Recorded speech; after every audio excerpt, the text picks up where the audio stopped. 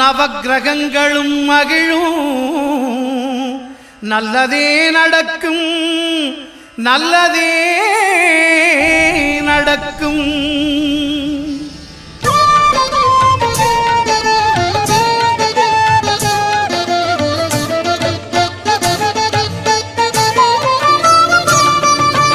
ஒன்பது கோளும் ஒன்றாய் காண அங்கு கற்பகம் என்னும் கடவுளின் மெய்யில் ஒன்பது கோளும் ஒன்றாய் காண அங்கு கற்பகம் என்னும் கடவுளின் மெய்யில் சூரியன் முதலாய் ஒன்பது கிரகமும் பலவித குணங்களை கொண்டிருக்கும். எங்கள் கற்பக தருவில் அவை வரும்போது ஒன்றாய் சேர்ந்து பலனளிக்கும்.